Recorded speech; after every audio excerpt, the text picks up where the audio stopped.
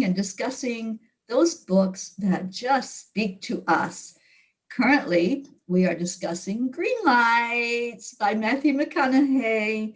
And as far as I can tell, we are all loving it. I know I certainly am. So thank you to all of you who are here. We have our birthday girl, Christina Leftwich. Oh, hi. Birthday Bye. to you. We have Charlie in New York. Hello, everyone. You down in Florida. And Mary Lou up in Massachusetts. Hi. Say that Christina's in Michigan. And I'm out here in sunny California. Don't hate on me. It's absolutely gorgeous here today. The sun's shining bright and it's just such a beautiful day. And I'm enjoying being here. The angels know how to keep me away from that bad weather. they've certainly done that this whole trip. And Linda, I'm sure that you got some sunshine down there in Florida today too. We do. It was raining a little bit, well, a lot yesterday and today. We're getting a cool front, but yeah, it's in probably 80. Okay. Yeah, nice. Nice. Yeah. Especially for those who are in the minus numbers, right? Yeah. We finally made it into the single digits, though. The morning's done now, so we made it to the single digits now. Woo! Heat wave. Where's you, Mary Lou, up in Massachusetts? It was 18 the last time I checked. But the rain stopped. We had rain yesterday and there's a storm predicted of 6 inches for tomorrow. So we'll see. There's no place to put the snow anymore. It's a lot this year. It's just going to pile up, isn't it? How is Jean doing in Texas? She's doing good. I'm surprised she's not on here with us. Send her a little nudge. I heard that El Paso is one of the few places that is doing well because they're actually part of the Western grid. It's like one of the only places in Texas that I guess Texas is mainly on their own grid and aren't part of the national grid, except for El Paso. Oh. Yeah. So they were the bright spot. Yeah, in 1930, they broke away. They said they didn't want to be part of the national grid, the grid of the whole United States.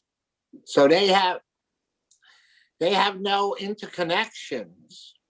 Like in New York, we're connected to Jersey and upstate and Connecticut, and power can come in and out, you know. Yeah. But Texas, there's no way to bring power in from other places. They're so dependent on themselves. They didn't think they thought it was socialism or something. And they didn't want the Lone Star State. Yeah, and they're real alone now, let me tell you. I have to say Go ahead. The other states north of them that have the wind turbines are fine. So they didn't get the best ones. It's not. So theirs are frozen. It's not the wind turbines. That's only 7% of their electricity in Texas. Right. The wind and the solar. The GOP is just saying that because they're against the Green New Deal. Right, I heard that. Yeah. Yeah. I don't think they were offered to put the equipment on that wouldn't be affected by freezing, and they said no. Yeah. So, I mean they have wind turbines in Alaska and everywhere else. I mean, right. Exactly. Yeah. Yeah. You know, Massachusetts, I know, is got quite a few of them, and it's definitely frozen there. Here in Michigan, we've got a couple wind farms. Right. This is the first time I ever heard of them freezing. I never heard of that before. Yeah. I guess it's a rare experience that's happening with the temperatures in so many places at one time. It is literally the freeze of the century. You know, they said it had been at least 100 years since they had experienced this kind of extreme temps. So I'm praying for them and I don't know what else to do. I wish I could help more people. I personally have been stuck with no heat and losing power in the winter and having it be days before it came back on. Yeah. And I can't imagine being in a place, at least we had a fireplace or some source of heat that we could fall back on. And I really feel for the people, and they're having their pipes burst on them. And so now they're homeless on top of it. I really, really feel for them. And I'm just sending love. It's easy, I think, for some of us that have experienced, and we think we're prepared for it. We scratch our head and like, why aren't you prepared for it? But it's not. This is extreme weather, and we Yeah. have to be there for each other. I wish I knew how to help from all this distance away. Yeah, just keep lifting up the vibration. Right. It does make a difference if we stay positive. That adds to the positivity in the whole planet. So, yeah. Yeah. And Then speaking let's of do that. positive, I positively love green lights. I love the energy. I love the, I've made it all the way through the book. I loved how it all Yeah. came together at the end and the ending that he did on the book. So I just want to open it up and welcome Kathy. I just want to open it up for anyone who wants to share what you're getting from this book, or if you did finish it, what impact it made on you. I really liked the universe has my back and everything's going to be okay. Sometimes I just want someone to put their arm around me and say that.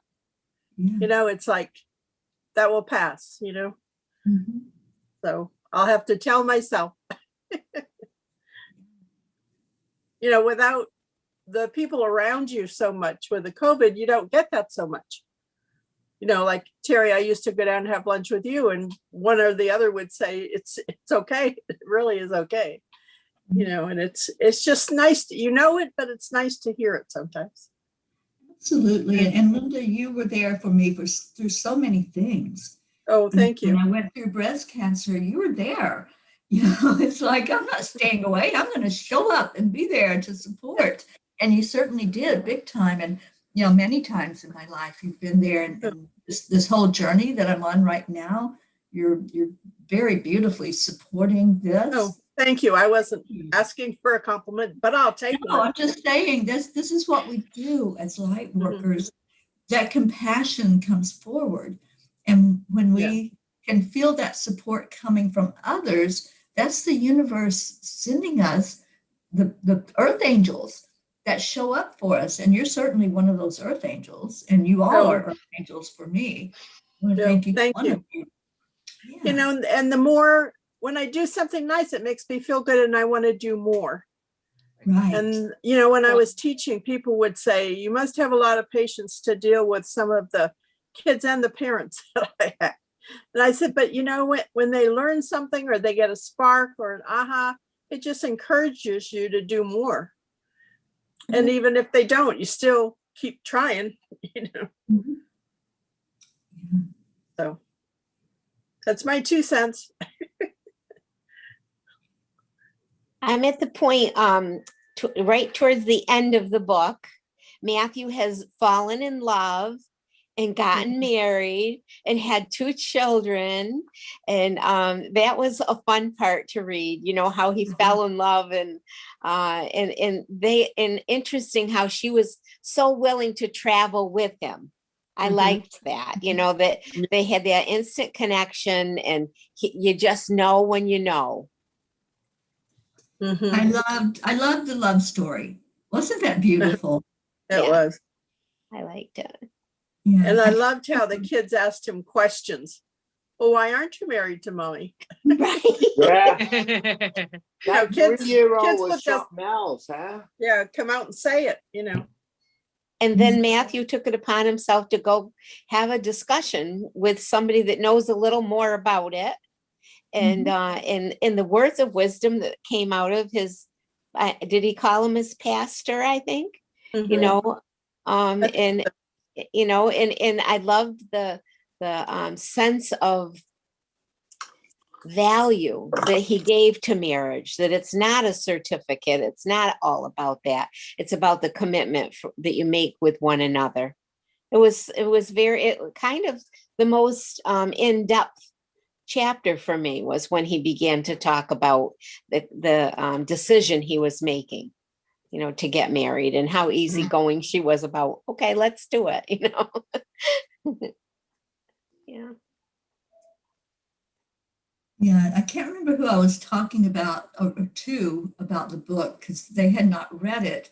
And I said, I just love how he spoke about his wife. You know, from the very beginning, it was like not idolizing, but just having that knowingness that this is a special person and this is who I was supposed to meet up with in this lifetime. That's how Yeah. it felt. And you knew that from the very moment he started introducing her into the chapter. It was like, yeah, she's the one because that was that instant connection. So many times we have that soul connection with somebody. It may not be a spouse, it may be a friend, but we just know them. Do y'all experience that? You just know them on that higher spiritual level, and you know that you're supposed to be in each other's lives. So that was what I was getting from when he was talking about her. It was just a beautiful spiritual connection. And how he came, you know, with his 3 wet dreams that he had throughout the book, and how he came to listen to them. You know, the dreams are important, you know, but I thought it was hysterical that he kept calling them, you know, his wet dreams. I didn't have sons. I just have my husband, and he never talked to me about wet dreams, you know, and I have brothers, but they're younger than me, and they never talked about wet dreams. And, you know, he brought that in, you know, to introduce the fact that he was listening to himself. I think our dreams do tell us things, but he was so in tuned with them, you know, and made that decision to go to South America and then to Africa. And then to go find his wife, you know, and you know, in other words, he was listening to that inner voice, and it brought him to the green light, you know, experiences.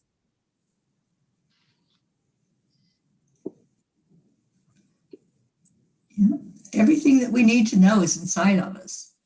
When we can open up and listen to those voices that are opening it up for us, then we do find the miracles. We do find those aha moments and that special person that we're supposed to be connected with. It's all right there. And we don't have to have outside stuff to bring it out in us. We can all do that inner journey. And I think that was throughout the whole book that he shared that, you know, going inside, even when he took that journey across the country, it was all to go inside and spend that time to really look at, you know, what is this all about? And I've done that so many times in my own life, you know, and I'll just sit with myself. I'll go off somewhere alone and just sit with my angels and my spirit guides. And I'm like, okay, I need some answers, you know, and help me to uncover those inside of me. Yeah. Did anyone of you see the Dallas Buyers Club movie? I didn't see it. No. Did you, Charlie?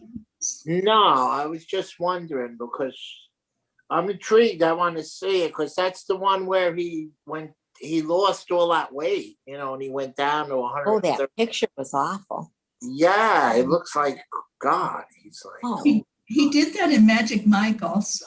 He lost a lot of weight for that movie. yeah, it's like, Yeah, but he looked fairly healthy. I mean, if you could at that thin, right? All his little bones were sticking out though. Yeah.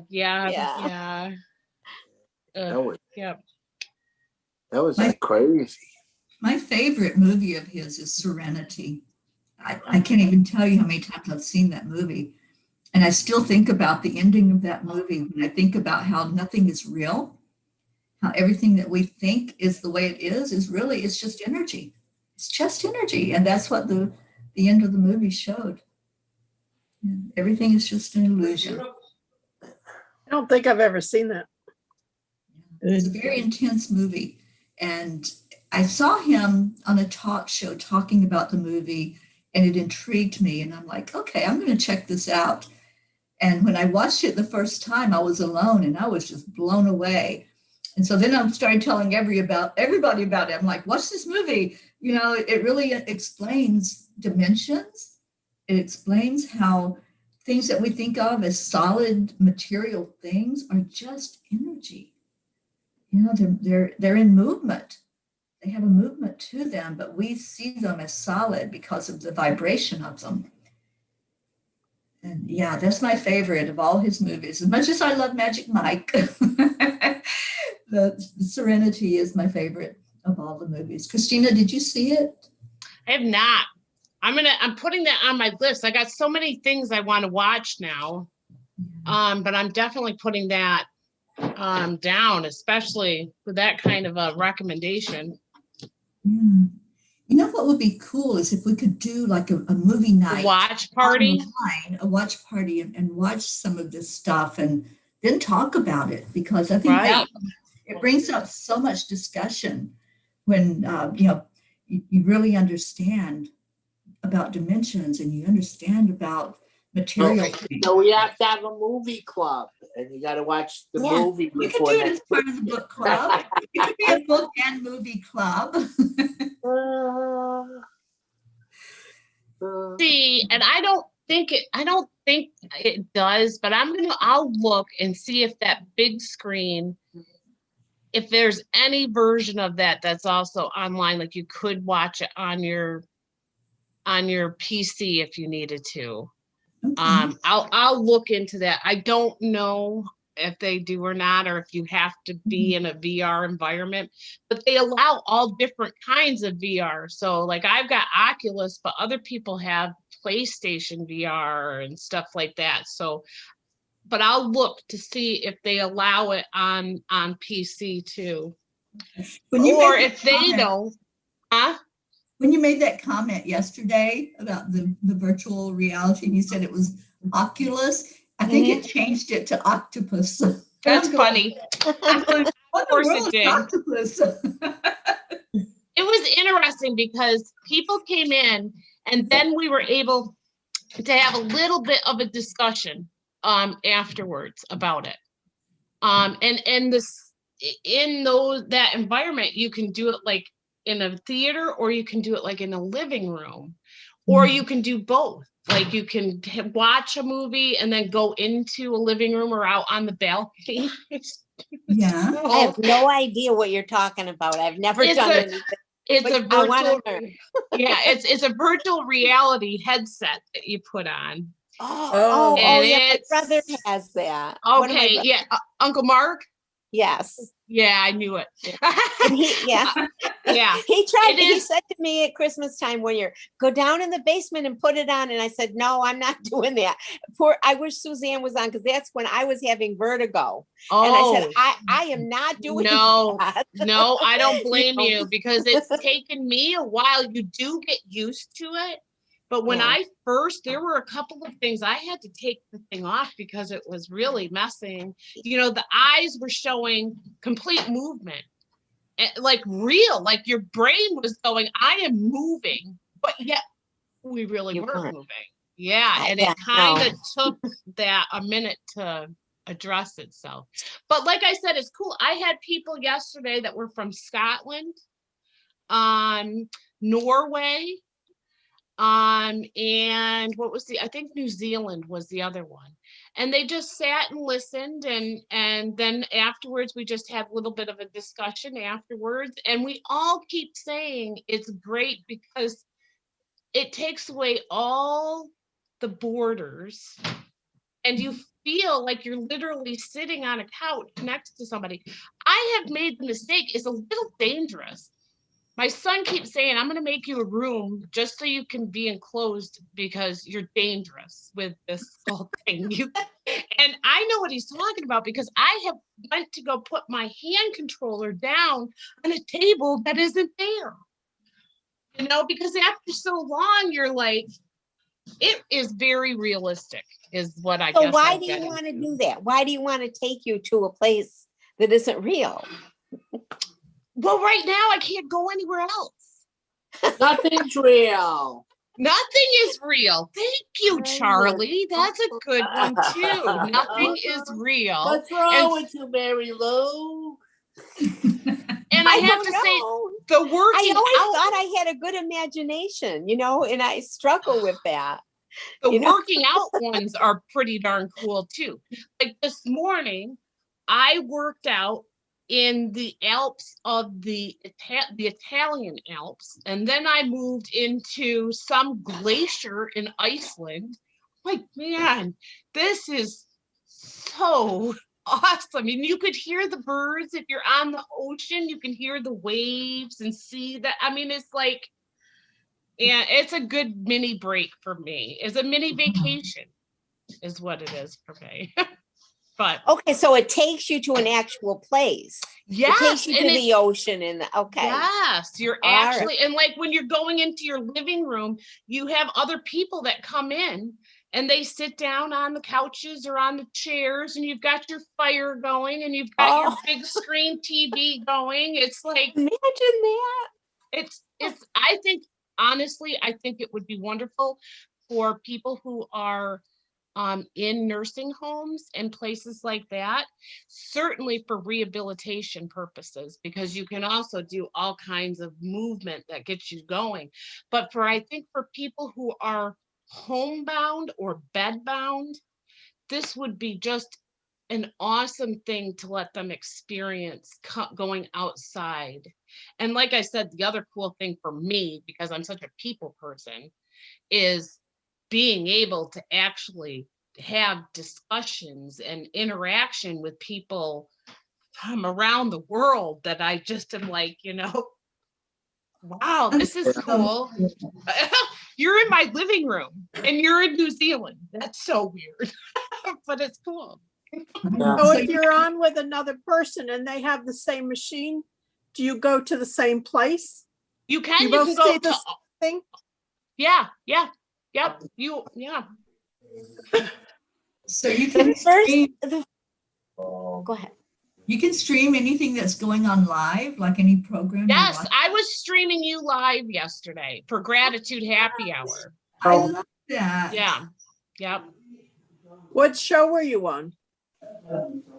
I use an app called Big Screen. Oh, okay. And you can watch movies 24 hours a day that they have, but plus you have all these people that they host a room.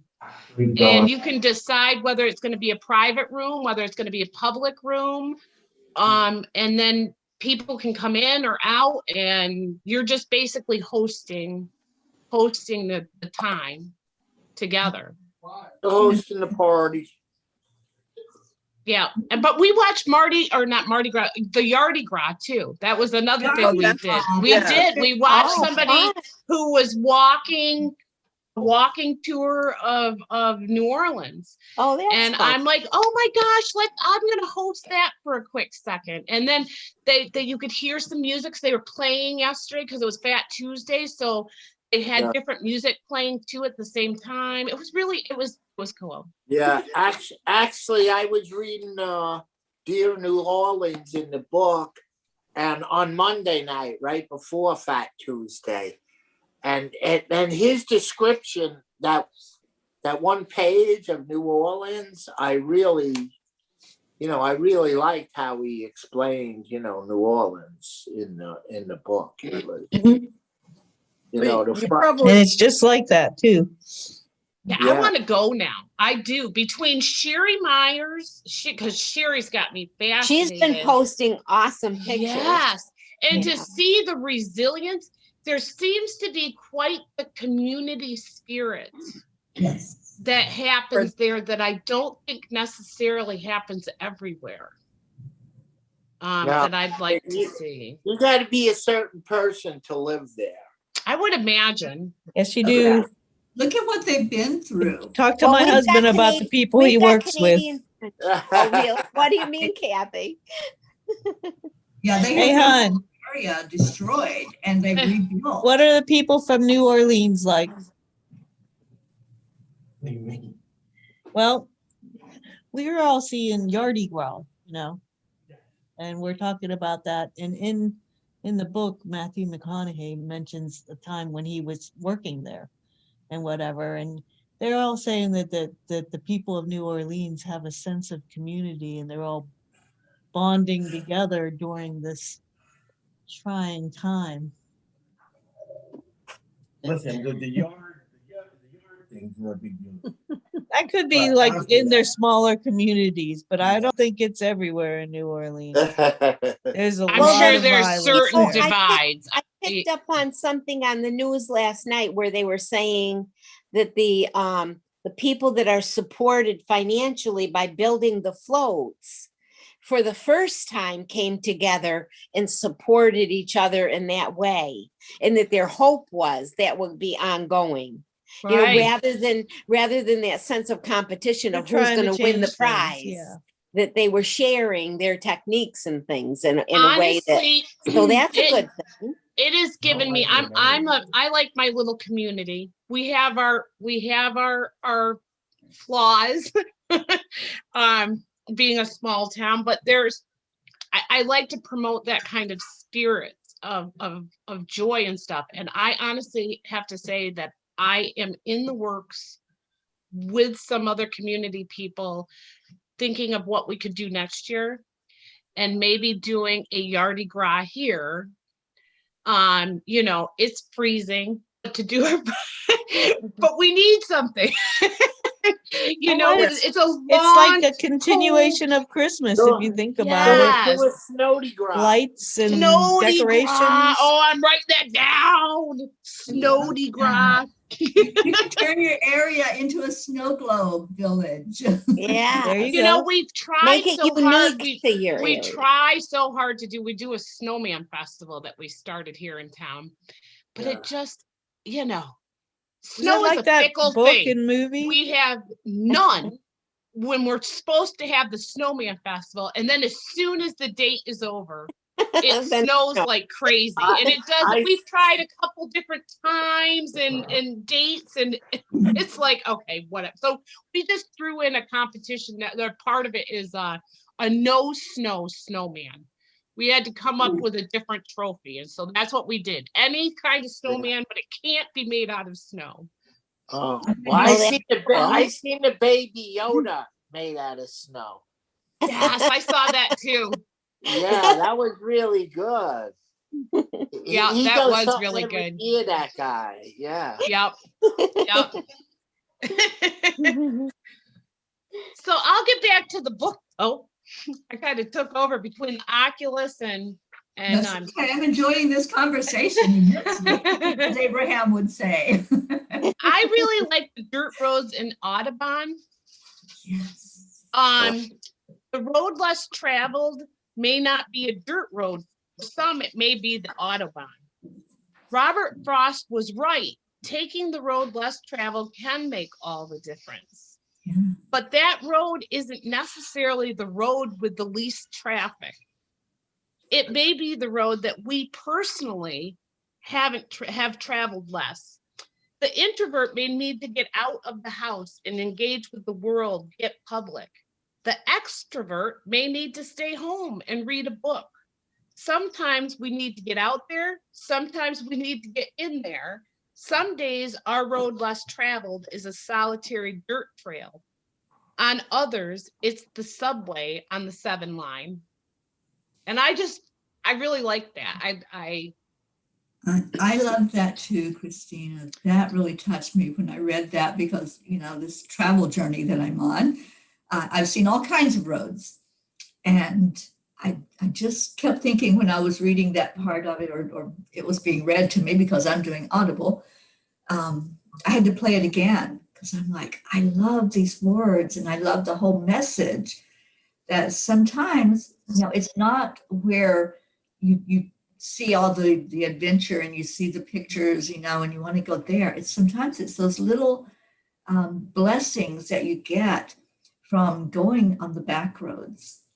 And even like when I was in Solvang, Karen took me to an outdoor labyrinth. And, you know, that's not a major attraction, tourist attraction. But for me, it made all the difference. Right. because I spent that few minutes just really going deep with that Yeah. labyrinth book. I know here in Michigan, we've got, I haven't done it yet, and it is on my top priority list. I want to do it this year, actually, and it's a lavender labyrinth with just fields and fields of lavender, and the pictures are Oh. just stunning. But I also wanted to bring this up too. We must learn the consequence of negligence. It's not just what we do, it's what we don't do that's important as well. We are guilty by omission. And so to me, those two things just kind of rode one on top of the other. You have to do one thing or another in order for it to happen. Sometimes I think, it's easy for me. I talk to the angels and all that kind of stuff, and angels provide for me. Okay, but those angels could provide something for you that's literally 2 steps away, but you have to take those 2 steps or that 1 step. It's still ultimately up to us to propel whatever that is. It doesn't really matter what it is. It could be anything. Yeah. So I like those two Yeah. spoke to me. Yeah, I like a couple. The one where he went to the roadside quit mark and he paid $666 at the cash register. Oh, and he gave him a penny. Right. And it was so ironic. Monday I went to Meat Farms and the bill came to $6,666. Did you give him an extra penny, Charlie? No, I didn't. It's Control the ironic. destiny a little bit. Yeah. So I it read was something like- about that. I'm going to have to look that up now. And right. that really wasn't the number. I heard Yeah. I read that once, that 666, it wasn't 666 before like the 1900s. It was a different number before that, but we somehow changed it to 666. Well, But 4 6s sound like an angelic number to me. They do. oh yeah. Yeah, it's 12 threes. Mhm. That's how I look at it. Oh my God, the mathematician, and you're I know, yeah. good at that. My brain just does not work that way. Numbers guy. And I like the other one where he says some people want the AC on the gym so they won't sweat. I wear my beanie in July so I can sweat. So I do sweat. Yeah, so I will sweat. Yeah. So, and I used to go to the gym and I always used to I'd wear sweat things so I'd sweat, at the gym under my, under my things, so I would sweat. I'd be just like him, I'd try to sweat, you want to sweat. So. Which kind of leads me to remember in the book when he went to Africa and he had a wrestling match. Oh, that was great. Wasn't Yeah. that awesome? And it wasn't about it being black and white or win or lose. It was embracing it and being willing. And then how awesome. I can't remember the name of the man from Africa that took his hand and walked him to the edge of town. Yeah, the 15 miles. Yeah. Yes. And that he did it a second time just because, even though they didn't wrestle together. I loved that part of the story as well. Yeah, and the one That's time when very he was thought provoking. and when he was in that bar with all them people, and and who was it? I think it was the salesman or somebody. Organic mushroom farm. He got drunk.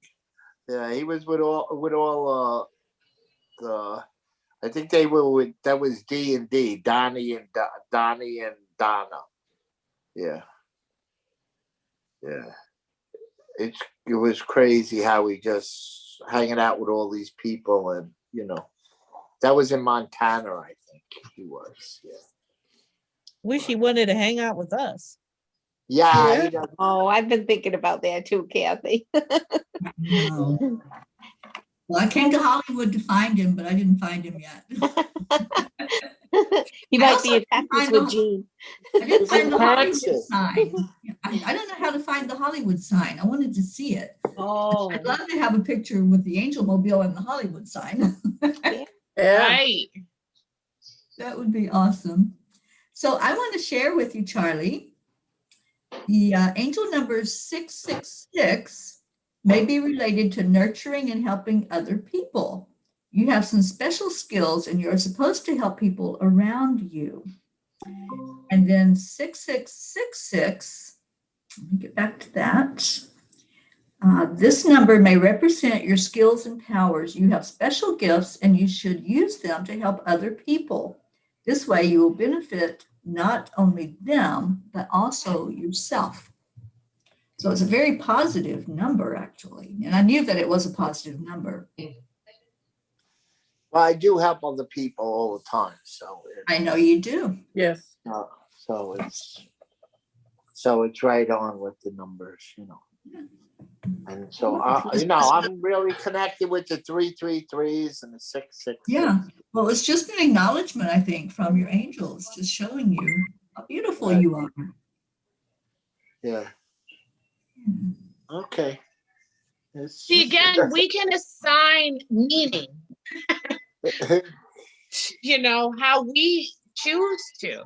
So we could look at the 666 as unlucky, or we could look at it as a wonderful sign, a pleasant sign. Yeah. We make those choices every day, don't we? As Yeah. the Course in Miracles teaches us, we assign the meaning to things in our life, to people in our life. So, yeah, but I choose to look at the angel number and its meaning instead of how, as a society, I think we've always poo-pooed that 666. It's like, ooh, stay away, don't get near me. I've never And- understood the 13 one either. 13, I'm like, Yeah, 13 seems unlucky. kind of lucky to me. I don't know why it's unlucky. Right. I agree. Okay, Don't give anybody it else? any power. I'm sorry. Don't give it any power, and it doesn't have any. That's right. Exactly. I heard someplace a long time ago, and I can't remember the specifics, that number 666 has been misunderstood and misrepresented, and it doesn't mean the things that people mistakenly thought it did. I heard that before from somebody that, did some research on it in a religious way, in a Christian way, and they said it's got no validity as being anything the Honestly, way that it was presented. I think it was an NPR. I believe it was like an NPR broadcast on the radio around Halloween time. My brain is starting to. I can't remember where. Because I didn't really give it any power or validity in the first place. I just thought, how could you be afraid of a number? Right. It's silly to me, that's just silly to me. I like Charlie saying, it's just a group of threes. Right. 12 threes. I love it.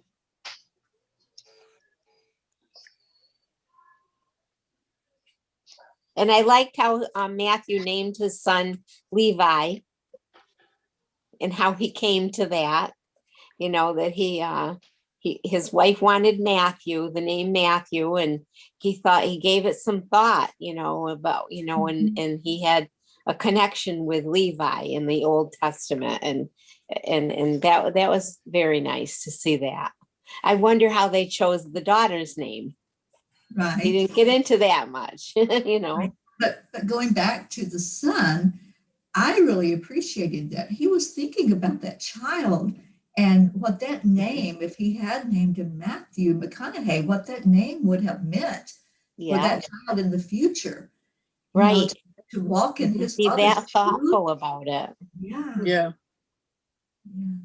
Yeah. It reminds me of what Grace Isis was talking about on Monday about, was it Grace Isis? They're talking about tribes that they sing a certain song In Africa. to the child, like an individual song.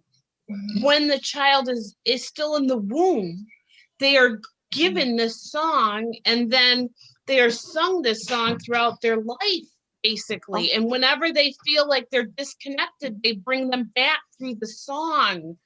Yeah, I mean, and it was about that connection and individualism. And I that just for some reason I was thinking, Yeah. oh my gosh, that's like their song, like That singing touched art, me. because our names could be our song, you know, really. How do we come about naming any of us? So it's sort of like a song, one Yeah. word. Michelle Anders talks a lot about our name and the energy of our given name. Mm, And it does, each name carries a connection, to us spiritually, along with our date of birth, where we came into the world. It all works together. And when she does a numerology chart, that's what she does. She works with all of that energy. And then it comes out so beautifully explaining our life and where we're at any given moment. And there is a lot to that, I think, to the name especially. But I was touched also by Grace Isis and yes. how she shared that, everybody celebrates that child. They sing that song. And even after the child is born, their song is sung to them before they're even given a formal name. How And I beautiful. love that. Yeah.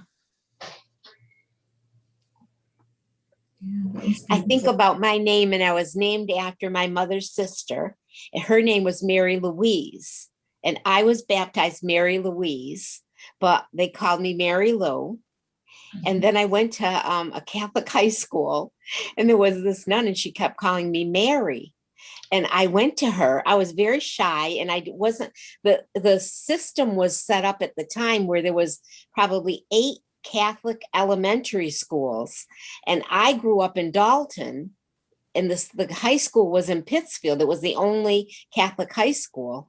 And all the kids from the area, the area towns. So I didn't really know a lot of people. There was a handful of kids that I knew from Dalton, but we weren't all in the same courses or things like that. So this son kept calling me Mary. And I went to her after class and I said, my name is Mary Lou. Will you please call me Mary Lou? Nobody calls me Mary. And I was new, so it was important to me for my identity. And I was trying to connect and feel a part of it. And she said, you don't like our Blessed Mother's name? Oh boy.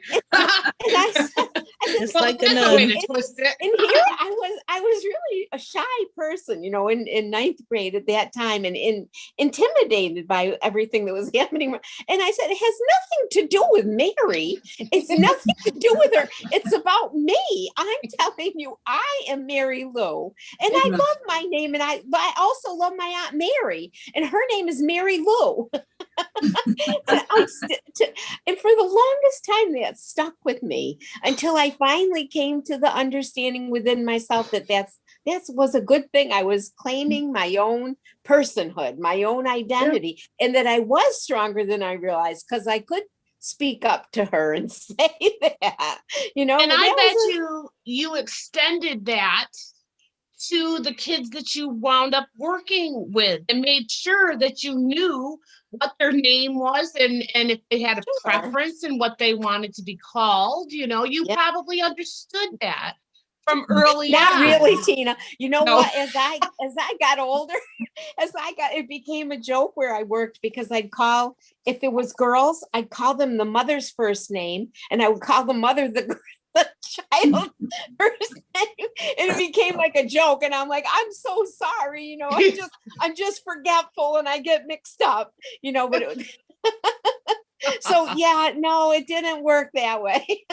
I wish I could say it did, but no, it just, I think it was a moment in time for me, to experience my own self sense, Yeah, I never really forgot that she did that. There was, and yet, there was other beautiful experiences that I had too, probably not with her. I think a lot of the women that were back then in the teaching field needed to be, the way that their whole experience was, if you became a sister of that order, you were a teacher.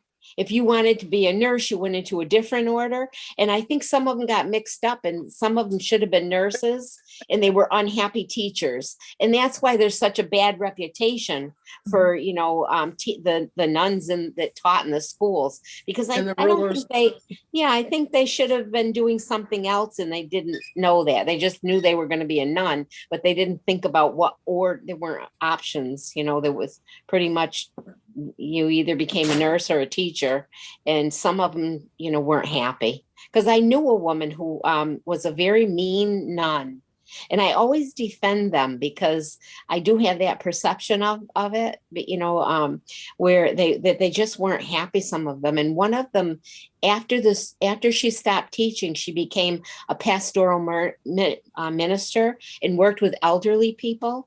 And she became a totally different person. And you'd Wow. see her at church. And I remember a group of kids my age at the time.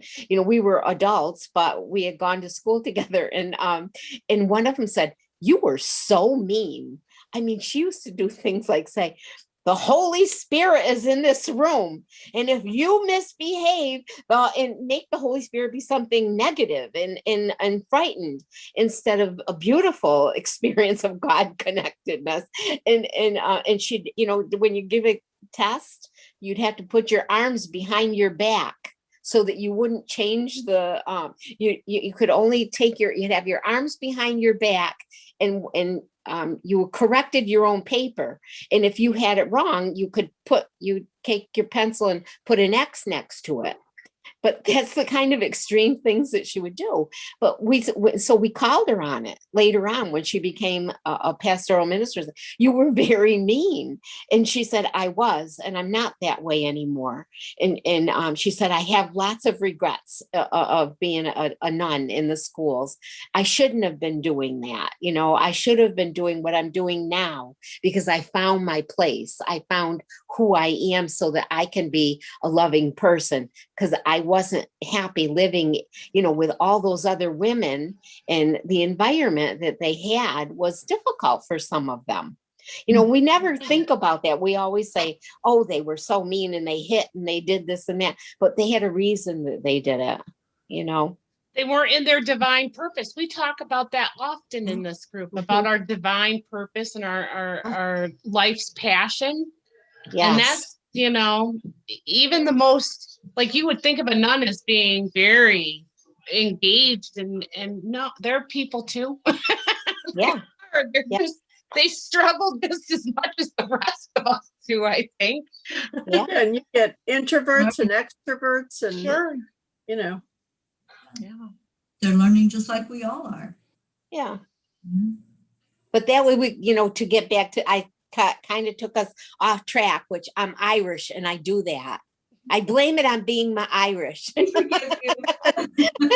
I don't know if it's true or not, but I don't stay on that steady track. I always go off into little side stories, hopefully I can come back and say, but it is about our name, and our name has an identity that has lots of meaning behind it and the reasons why. And it was pretty cool that Matthew gave some pre-thought to that in the book. Yeah, I agree. And also it reminded me of that part of the book where the kids wanted to call him Matt, and how his parents got so upset with that.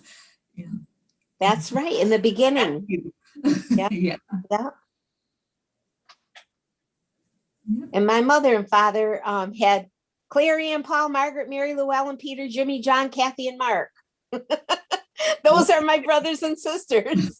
And she'd stand at the door at 5:05. It's supper time, and she'd say all our names right out into the nature, Well, Mary Lou, did you ever have the experience where your parents wanted to reprimand you and they went through every name but yours until they got to yours?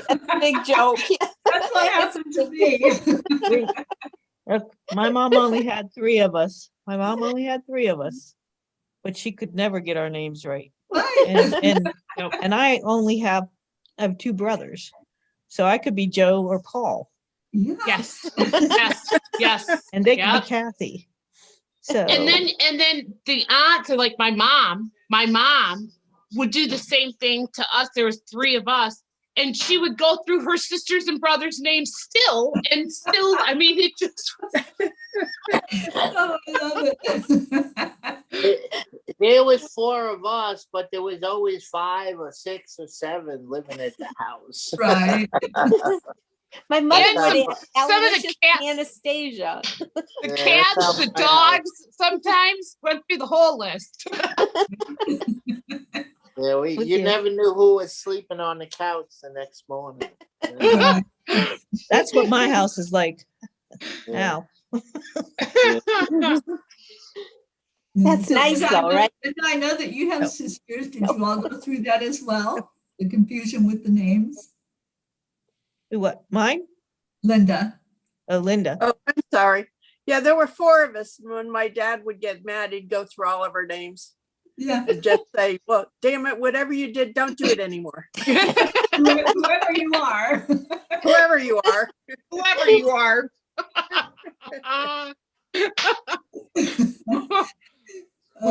I tell you, I know we're out of time, but I'm thoroughly enjoying the conversation and this whole book.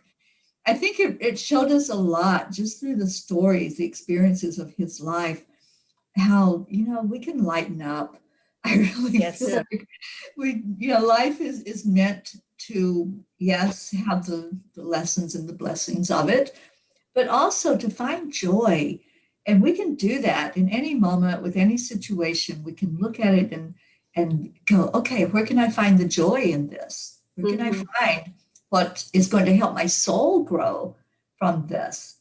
And go to the positive part of that blessing. And some of the blessings are hard to get to that point, but they're all for our own growth. And that's the whole thing. It's not happening to us, it's happening for us. And when we keep that perspective going, and we can Made find for that the moment. I have the book open to this. Made for the moment. We are all made for every moment we encounter, whether the moment makes us or we make the moment, whether we are helpless in it or on top of it, the predator or the prey, we are made for that moment. Yes. It's There's a lot almost- of parallels between It's that and of almost- course miracles. Go ahead, yeah, Charles. and it's like today's miracles. The universe has my back, and everything's going to be okay. That's what was today's. You're right, Charlie. Yeah, so it's just like today's lesson.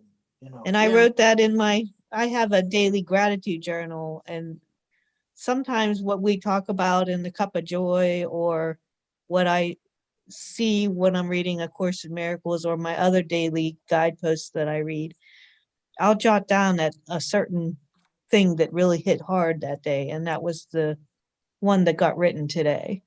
Yes. So yes, universe has our backs. Mhm. Back. And Not I wrong. recommend this book to everybody. I really do. And the ones that I want to read it the most are my husband and my son.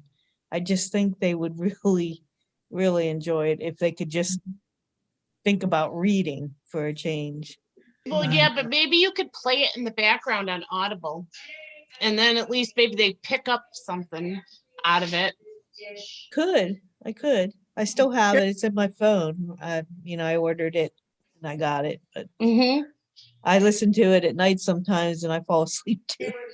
Yeah, maybe play it out loud or instead of in your ear. You never know. Maybe, I had a couple kids show up in that virtual reality room yesterday, and there's things they can do that they can draw pictures and stuff while they're sitting in there. It's crazy, but I was like, what the heck? A lot of adults will just boot them out of the room because they're a distraction. And I'm like, who knows what they might hear out of this discussion? And I knew that the discussion that Terry was having with Lisa was not going to be inappropriate for a child to hear. So, or at least not for me. So, yeah, so because you just never know. There might be that little angel that's on their shoulder that's like, oh, we're going to make them hear these one or two lines that might actually make them sit down and go, what did that mean? You know, just Yeah, never know. especially our discussion that we had yesterday about, hearing that intuition, hearing that guidance inside, and having the trust and the faith that you are hearing that it's not ego, that it is coming from your higher self. That was the gist of our whole conversation yesterday, was how do we know when we're on our path? How do we know when we're being guided? So I'm glad that they were there to hear that, Christina. Thank you. Yeah, I mean, like I said, they were kind of, and this one kid kept talking while I was drawing, and he was telling me what he was drawing. But I mean, it's just like I said, a lot of adults just kind of kick them out. But you guys at Enlightened World Network have me thinking about this whole kids and reaching them at a little bit earlier, and how can you do that? And anybody who's worked with kids know they have about a 2-second attention span. If that, And so maybe those 2 seconds, that kid, while he was drawing and creating, may have heard something about that intuition. I may never know, but why not? I know. Absolutely. I love it. Well, we are out of time. In fact, we're over time, but that's all right. There is no time. But we do need to clear the channel. So I want to thank everybody that joined with us. And thank you for listening in, and those who will listen to the replay, and those who are normally here but aren't today. We miss you. And sending out so much love to Suzanne, who's usually Suzanne. Stacy, An extra shout out to John, John Stacy, Fiore, yes, Jean, and Jean. What the heck, Jean? She's probably frozen. I could, Yes, I frozen talked pea. to her yesterday and she said that she hadn't lost power yesterday, but Hmm. you don't know if she did today or not. Her pipe for a burst. She Yeah, can't take yeah. a shower. So. Oh. They just don't have the insulation and stuff, I don't think. I don't know. They don't have basements probably either, I don't don't. think either. Yeah. No They base- probably never had to. Right. yeah. Especially El Paso. That's pretty far south. I mean, It is. Wowzers. And Mexico. west. Yeah. and west. Yeah, you're right. Her husband was working on it. He didn't put the wrapping back on or something. So that's why she thinks it froze. Mm. Sending so much love out to our frozen peas. Yes. Yes. The ones that are recovering and going through struggles physically. We are sending you so much love, and sending out love to everyone who's listening, and have a beautiful rest of your day or night, wherever you may be. And Namaste, y'all. Hey, Namaste, y'all. They, we'll see you later. Bye. everybody.